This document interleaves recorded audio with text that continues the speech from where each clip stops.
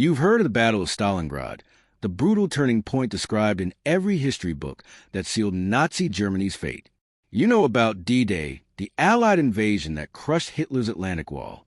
The history books are full of pivotal battles that ended the Third Reich, battles fought in 1944 and 1945 when the outcome seemed inevitable. In previous documentaries, we've explored the final days of Hitler's bunker and the Allied strategies that brought victory, but these cover just one tiny portion of the truth about how Nazi Germany actually fell. But did you know that Hitler's own generals realized the war was lost years before it ended? So early that the defeat was already certain when most soldiers still believed in victory. These weren't ordinary officers. These were field marshals, brilliant tacticians, men who had conquered most of Europe in just 2 years. So how could they all be wrong about their own army's chances? When exactly did they realize the truth? And why would these highly decorated generals continue fighting a war they knew was already lost? All this and more we'll uncover in this investigation into the greatest military deception in modern history. Welcome.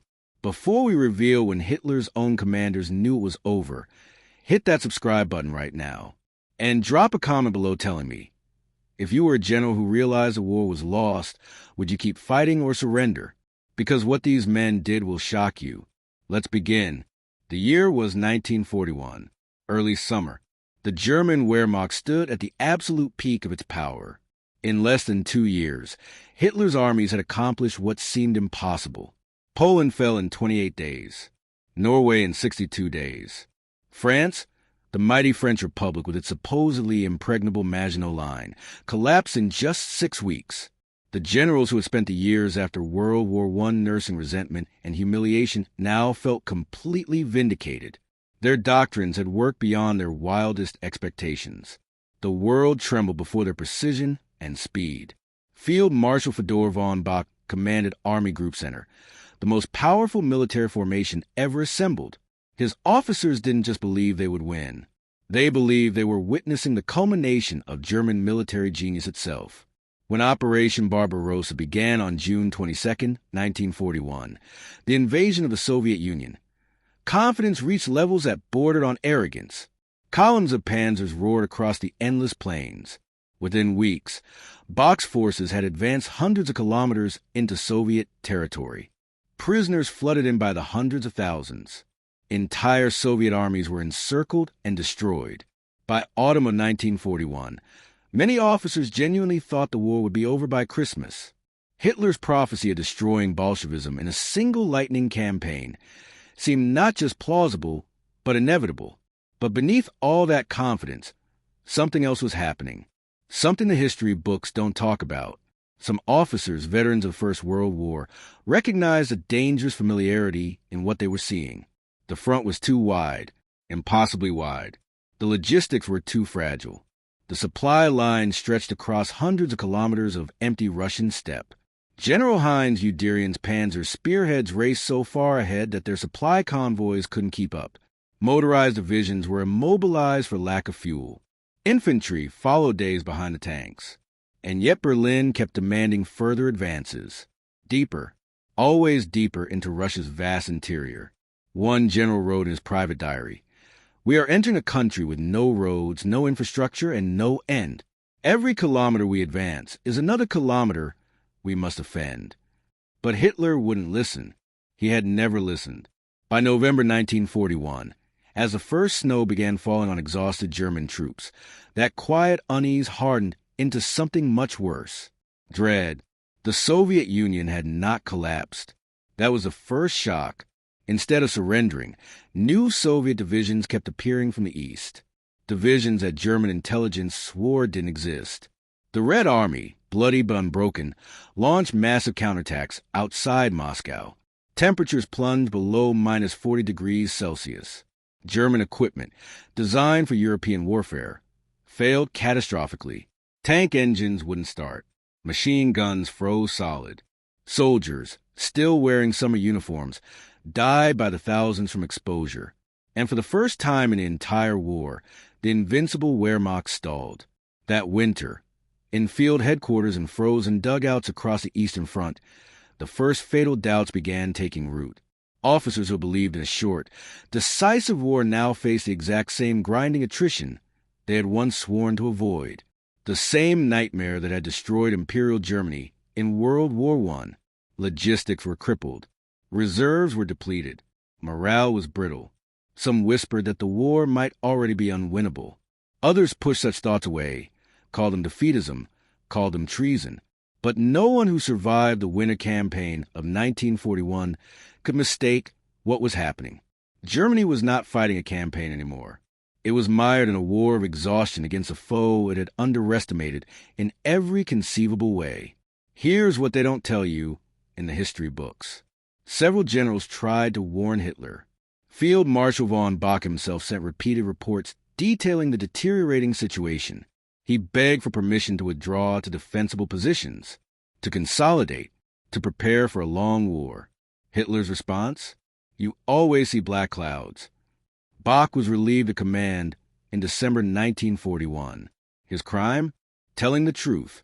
General Guderian, the architect of blitzkrieg warfare, also protested. He warned that continuing the advance without proper supply lines would lead to disaster. Hitler called him a coward and dismissed him from command. One by one, the generals who dared speak truth to power were removed. What remained were yes-men and ideologues who told Hitler what he wanted to hear. And so, as 1941 turned to 1942, two parallel realities emerged. In Hitler's bunker, the war was still winnable. Victory was just around the corner. One more offensive, one more push. But in the field headquarters scattered across frozen Russia, experienced officers were already doing the math. And the math didn't add up to victory. In 1942, Hitler demanded renewed offensives to restore momentum. The generals obeyed, but their confidence was hollow now. Gone was the swagger of 1940. The Wehrmacht launch case blew, a massive drive toward the oil fields of the Caucasus and the city of Stalingrad on the Volga River. The plan was bold, too bold. It divided Germany's strength across immense distances, splitting forces between two objectives hundreds of kilometers apart. Field Marshal von Bock, recently reinstated, immediately saw the problem.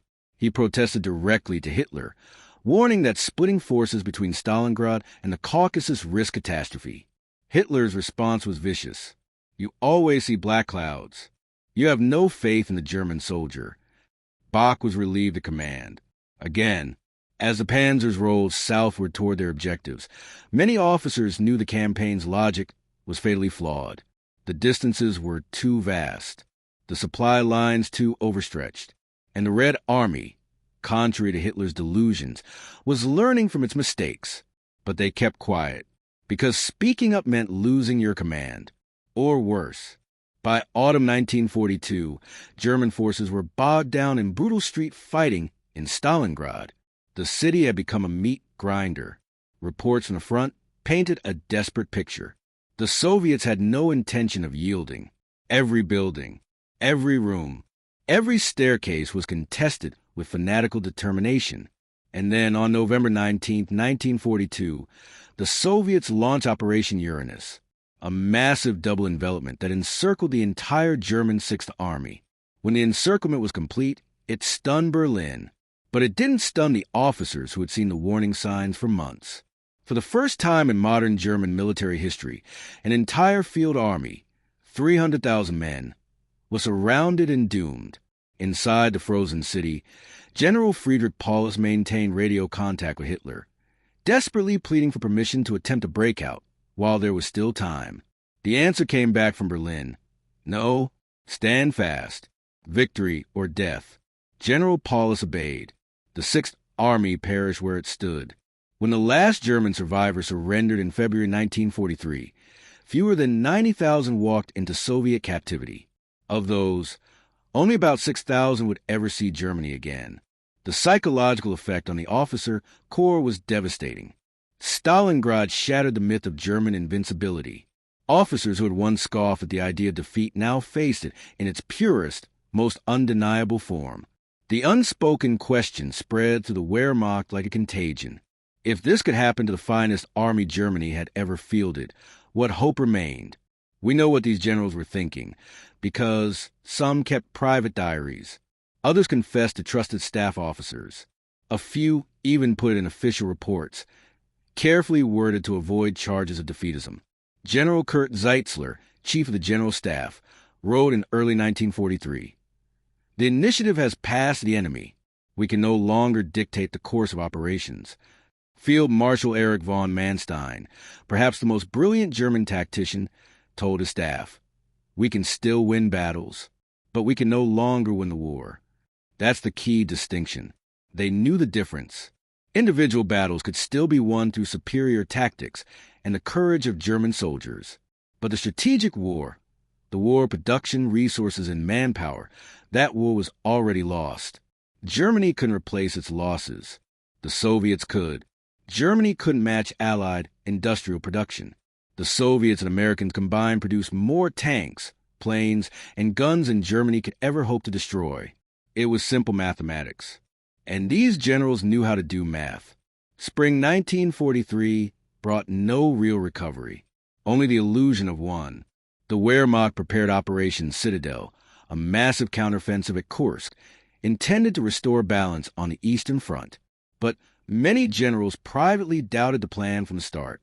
Intelligence reports made it clear that the Soviets were heavily fortified. They knew the attack was coming.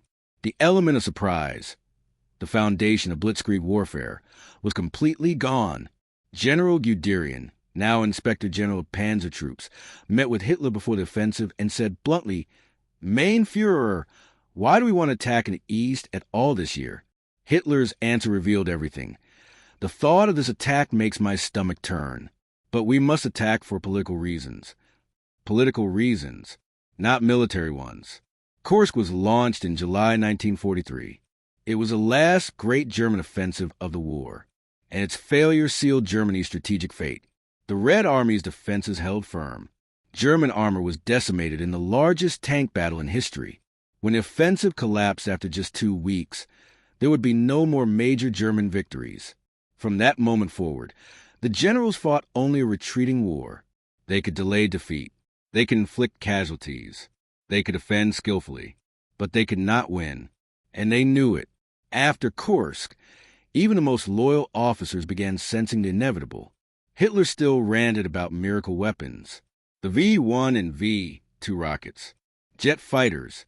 The indomitable will of the German soldier. But the men who commanded those soldiers could read the maps. They watched the Red Army advancing inexorably westward, liberating Soviet territory, then pushing into Poland. They knew the Allies were preparing to invade France. They saw the reports of Allied bombing, turning German cities into rubble. For the first time, many realized the war would not end with victory or even negotiated peace. It would end with total destruction. By late 1943, the mood inside the officer corps had changed entirely. The arrogance of 1940 had given way to quiet fatalism. German industry could no longer replace losses. Allied bombers ruled the skies. The U-boat fleet was being annihilated in the Atlantic. One general confided to his staff, "We are like a boxer in the 12th round, still swinging, but knowing the knockout is coming. We're just trying to stay on our feet." Some generals began contemplating the unthinkable, removing Hitler himself. The idea had surfaced before during moments of crisis, but now it found adherents even among high-ranking staff officers. Men like Claus von Stauffenberg, Henning von Treschow, and Ludwig Beck weren't merely idealists disgusted by Nazi crimes, though they were that too. They were professional soldiers who had concluded that Hitler was leading Germany to complete annihilation. To kill him, they reasoned, was not treason.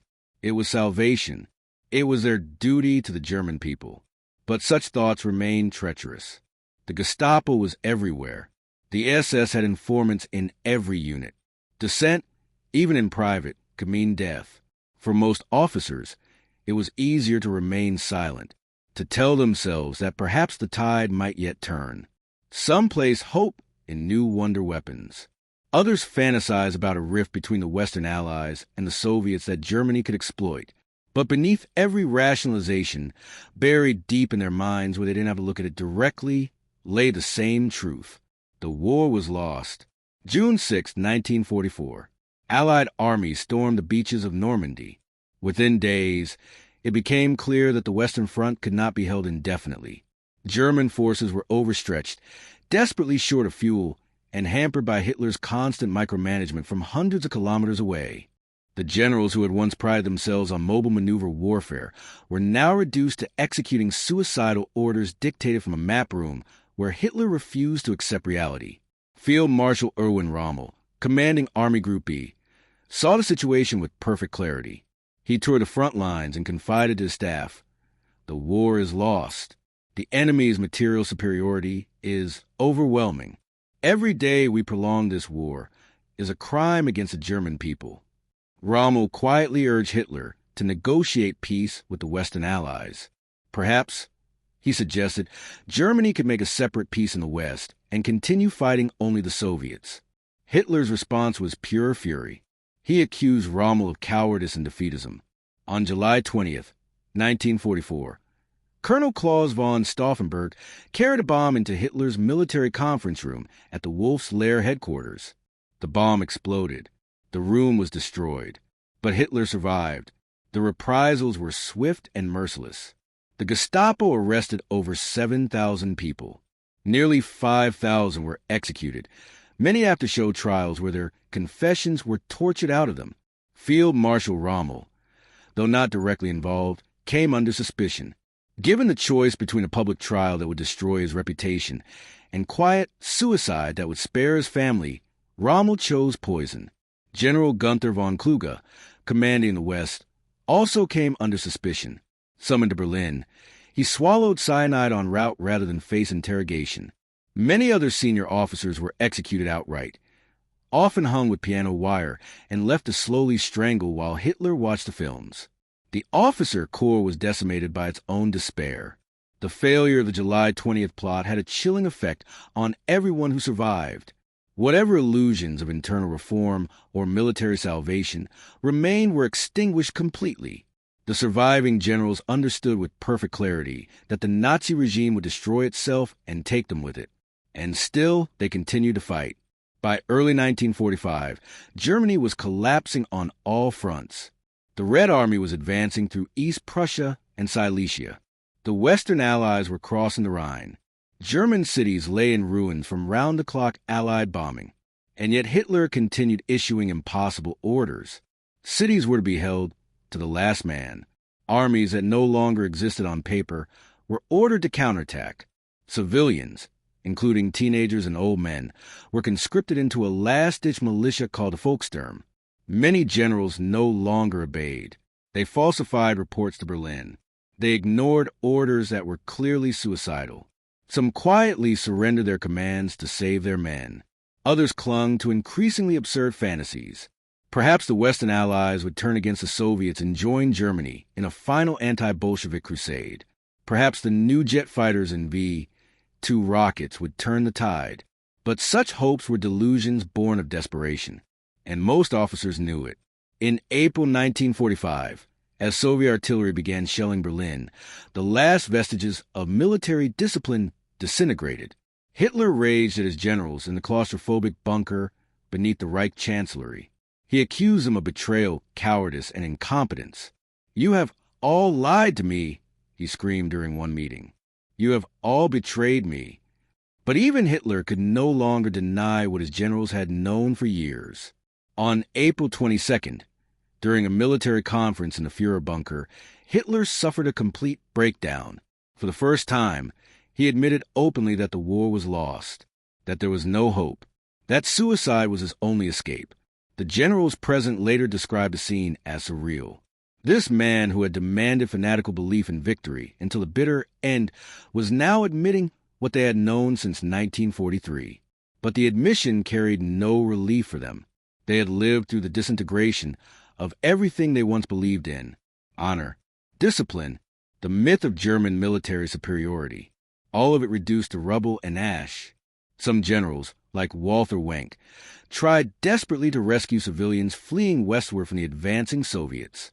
Others simply waited for capture, hoping the Western Allies would treat them better than the Soviets would. A few remained loyal to the end. Wilhelm Keitel and Alfred Jodl, Hitler's most sycophantic generals continued executing his orders even as the Reich crumbled around them. On May 7, 1945, Jodl signed the unconditional surrender at Allied headquarters in Reims, France. It was a final humiliation for the Wehrmacht. The army that had once conquered most of Europe now ceased to exist by order of its enemies.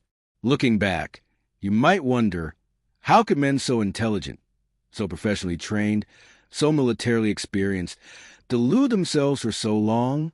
The answer lies in a toxic combination of ideology, pride, and fear. Many of Hitler's generals shared his contempt for democracy. They shared his hatred of communism. They believed that whatever Hitler's flaws, and they were many, he had restored Germany's honor after the humiliation of World War I. To admit defeat wasn't just military failure. It was admitting that everything they had fought for since 1933, and indeed since 1918, had been a catastrophic lie. Others were trapped by the system itself. The Wehrmacht wasn't just an army. It was a vast institution bound by loyalty, tradition, and rigid hierarchy. To rebel against Hitler was to betray not just a leader, but an entire system of obedience that defined a soldier's very identity. When the first hints of defeat appeared in 1941, most officers chose denial over defiance. When defeat became mathematically certain, in 1943, they rationalized that duty demanded they continue fighting. When defeat became militarily hopeless in 1944, they told themselves they were defending German soil and German people, not the Nazi regime. But the truth is simpler and more damning. They lacked the moral courage to stop. When the guns finally fell silent in May 1945, the reckoning began. In Allied interrogation rooms, the captured generals spoke freely at last. They blamed Hitler. They blamed the SS. They blamed the Nazi Party. They blamed anyone and everyone except themselves. Field Marshal Keitel claimed he was just following orders. A soldier obeys became his defense. General Jodl insisted he had tried to moderate Hitler's worst impulses, but had no real power to change decisions. Field Marshal von Manstein portrayed himself as an apolitical professional who had nothing to do with Nazi crimes and had merely fought for Germany, not for Nazism. There was some truth in these claims, but there was also massive evasion. Many of those who later insisted they had known the war was lost had continued obeying orders that prolonged the slaughter. They had rationalized their complicity as duty, as honor, as having no choice. But they did have a choice. Rommel made a choice. Stauffenberg made a choice. Treschow made a choice. The majority chose obedience over conscience.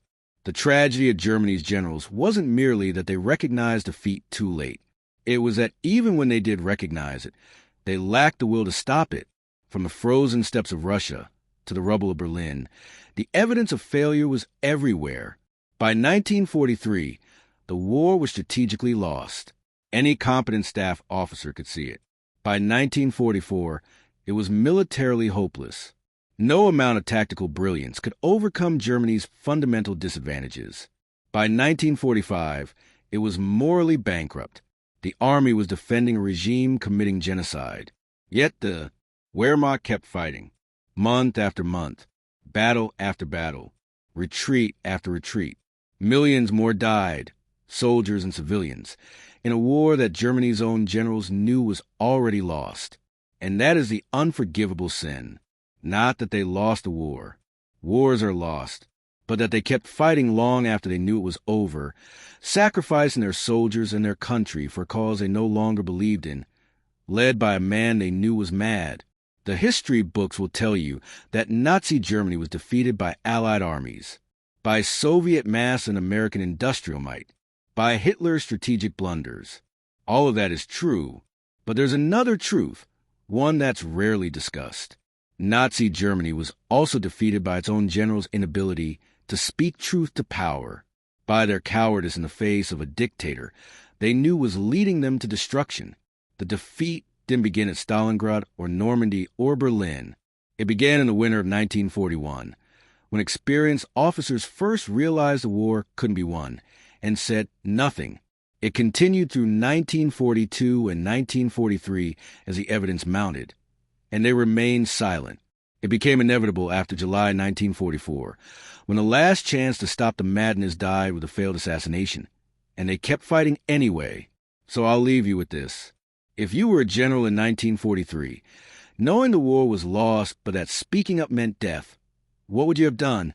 Would you have fought on, telling yourself you were protecting your soldiers and buying time? Or would you have found the courage to stop the machine before it destroyed everything? History has already judged Hitler's generals.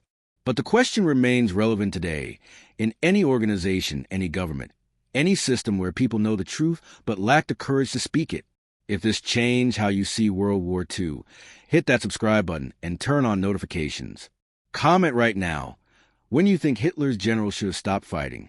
And check out the videos on your screen, because the truth about history is far more complex than they teach in school. Keep questioning, keep learning, and until next time,